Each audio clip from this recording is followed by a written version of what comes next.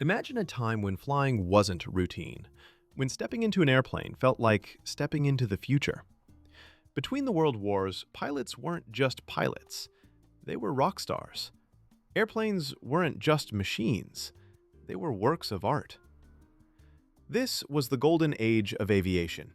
I'll take you back to the 1920s and 30s, a time of daredevil stunts, record-breaking flights, and aircraft so beautiful they looked fast even sitting still.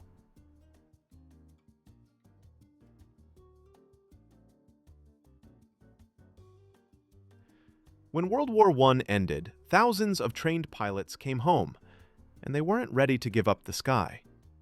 Surplus biplanes sold for pennies on the dollar. That's how aviation found its first audience. Barnstormers crisscrossed the countryside, buzzing small towns and landing in pastures. Flying circuses popped up everywhere. Wing walkers balanced on wings, stunt pilots dove through barns, and for a few bucks, you could take your very first ride in an airplane. For most people, this was their first up-close look at aviation, and they couldn't get enough. And this was just the warm-up. Stick around, because in a moment, you'll meet a pilot who crossed an ocean with nothing but a compass and became the most famous man alive overnight. By the mid-1920s, aviation wasn't just about stunts. It was about setting records. In 1927, a 25-year-old male pilot named Charles Lindbergh climbs into a single-engine plane, no front windshield, barely enough gas, and points it at Paris. 33 and a half hours later, he lands, and the crowd nearly crushes him. Overnight, Lindbergh becomes the most famous man on Earth. Then came Amelia Earhart, fearless, determined. She became the first woman to fly solo across the Atlantic, inspiring millions. And Jimmy Doolittle? He proved you could fly without ever seeing the ground, using only instruments, a breakthrough that would one day save countless lives. And if you think those flights were daring, wait until you see the racing planes, so fast and unstable that even their pilots were terrified to fly them. Now aviation was a full-blown obsession, and speed was the ultimate prize. Air races, like the Schneider Trophy, pushed engineers to abandon clumsy biplanes for sleek monoplanes with retractable gear and huge engines. Then came the GB racers, tiny, overpowered, and unbelievably fast. They looked like flying bullets and flew like wild animals. Pilots risked their lives for just a few extra miles per hour. But these terrifying machines paved the way for the streamlined aircraft of the future.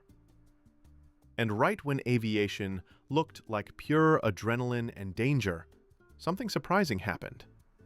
Flying became comfortable, even glamorous. Wait until you see the luxury airliners that made passengers feel like royalty. By the late 1920s, aviation had grown up. Stunts and races were thrilling, but now people wanted to travel. Enter the Ford Tri-Motor, the Tin Goose. Not fast, not quiet, but reliable. Suddenly, you could buy a ticket, board a plane, and fly between cities on a schedule. And if you had money to burn, Pan Am's majestic flying boats, the Clippers, let you cross oceans in style, with fine dining, plush seats, and white-gloved stewards. Sure, a ticket cost more than most people made in a year, but the idea of breakfast in New York and dinner in Havana? Absolutely irresistible. But the Golden Age wasn't just about luxury. It was about progress. In a moment, meet the airplane so good that it's still flying almost a century later. The Golden Age had style. Shiny fuselages, Art Deco airports, and uniforms sharp enough to rival Hollywood stars. But the real magic? Technology. Aircraft evolved from wood and fabric to all-metal designs. The Lockheed Vega carried explorers across continents and poles. And then came the Douglas DC-3 in 1935, a fast, reliable, all-metal airliner so good that some are still flying today. It didn't just make flying glamorous, it made it practical. And in our last chapter, we'll see how these dreamers changed flying forever, and why you're still living in their world today. The Golden Age of Aviation wasn't just about planes, it was about people. Dreamers who saw an empty sky and decided to fill it. Pilots who risked everything. Engineers who built impossible machines out of aluminum and rivets. Next time you're at 35,000 feet, sipping a drink and scrolling through your phone, remember, you're living in the world they imagined.